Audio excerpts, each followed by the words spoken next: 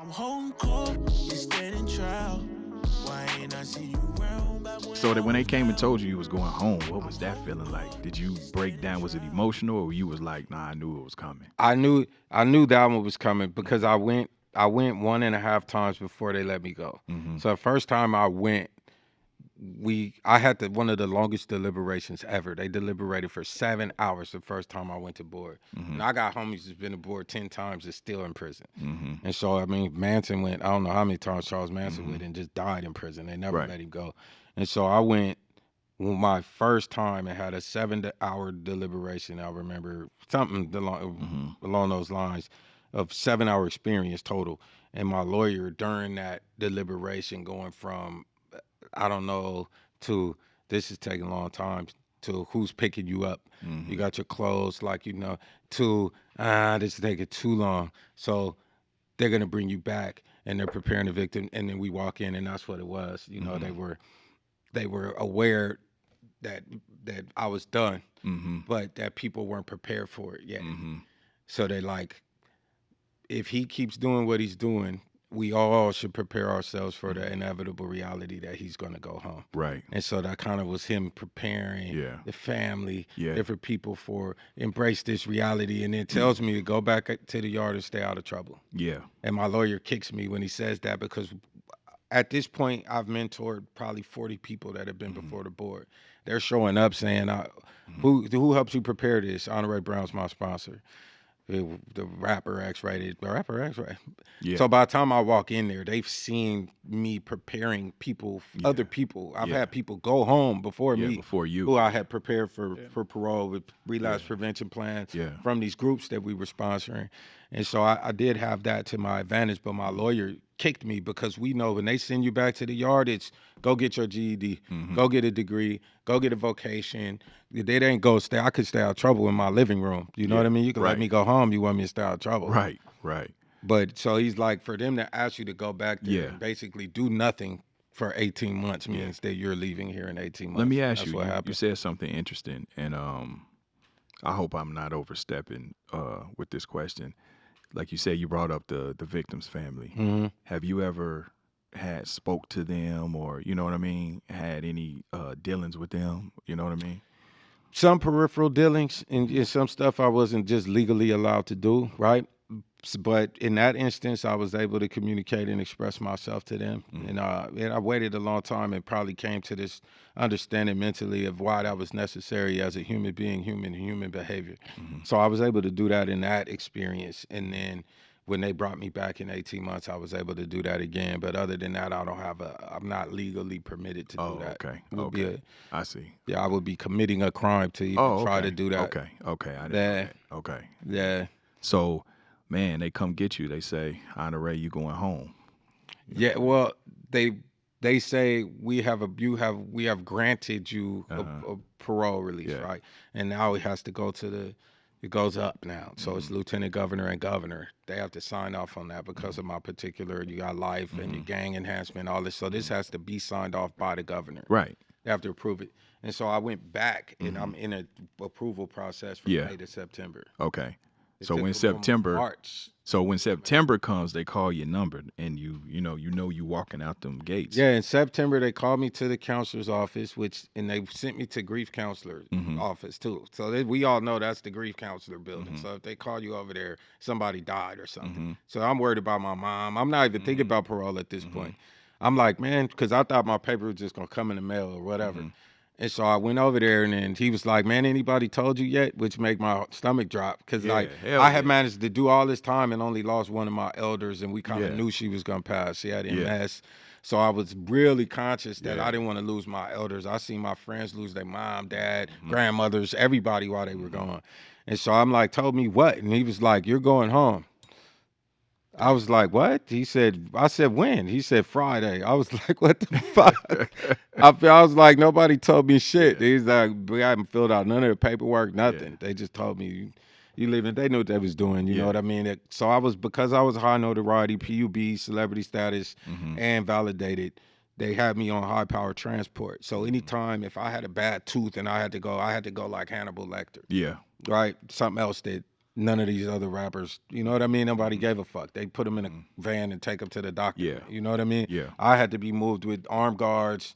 They moved me like that. And so they kept that to themselves to the last minute. So I don't know what the fuck I'm gonna ambush you on my way home, right? This is the dumbest shit. Right. I'm gonna send a team, SEAL Team 6 to come and break me out of being let out. Yeah. It's the dumbest shit ever, but that's what they did. They did all of this subterfuge. They were like the 49ers leading up to the draft. No one's gonna know who we're really picking. Nobody. No one's knowing if we're letting him go, what day. Like that's how they were doing me.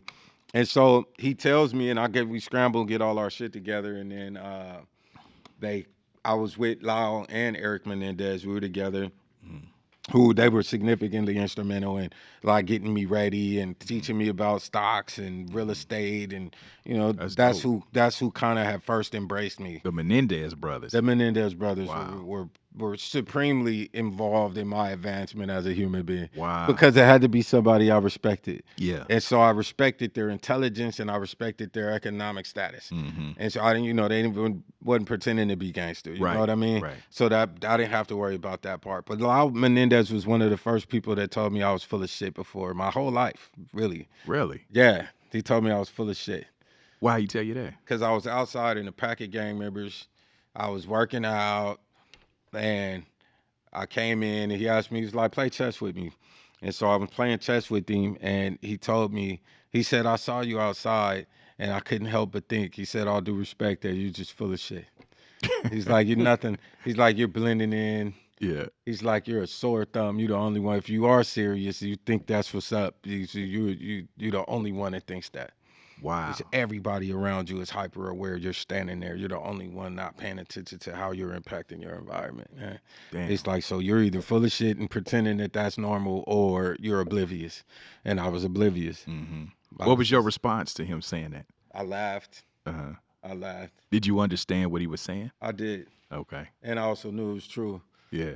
I was oblivious and I was full of shit. Damn. Yeah, I was both of those things. I'm already MTV interviewing me on the yard, coming with cameras. All that shit is occurring. Yeah. I mean, I'm on the front of the newspaper. I'm in the magazines. I'm a rapper. Yeah. A fucking rapper. I saw 100,000 copies of Vengeance Is Mine the first week. Yeah. You know what I mean? Yeah. Vengeance Is Mine was already out. It's like, come on, bro. Yeah. So he mentored you in a sense. He mentored me in the truest sense of the word mentor. Wow. Lyle Menendez, and he gave me his brother. So I transferred to a facility where Eric was, and I showed up, and he came to me and said, my brother loves you. I love you too. Damn. And showed me a letter where he was like, hey, Eric's is coming, blah, blah, blah. And he gets there. Wow. Act like I showed up. Crazy. And so he did. And these are two people who had the keys. Yeah. I mean, if they were somewhere, they were at the top of the population in terms of power and influence, for sure. And they handed me that. So they were the ones who kind of transitioned me from showing up and I don't give a fuck what a cop think about me. I'm a gang member. Like, what the fuck are I want the cop to care who the fuck I am for? You know what I mean? To the warden, it matters. Your relationship with the warden matters. You fucking X-rated. Like, get the fuck out of here. I got X-rated here with me. You gotta help me. I want a fucking program on this yard. I've been trying to get for weeks. I can't get the African Americans to participate. You about to come and join this fucking program, period. And I'm gonna put all this shit in your file. And they were the first ones. We clean your fucking file out. Put this good stuff on top of all your bullshit you were doing forever. And I get you the fuck out of here. So they were actively, it was a project for them. Wow. I was like Project Menendez. And they just did that. I mean, they didn't have no dog in the fight. They just seen something in you and just. They had a dog. I was the dog in the fight. They're my boys, man. Yeah. I'm saying, you getting out or staying there, it really it had no bearing on them. It did have bearing on them. How so? Well, because the same law that got me out, it will impact them as well. That same ruling. They were young, right? Okay. They were young. Okay. But the 260 doesn't apply to people that have LWOPs yet.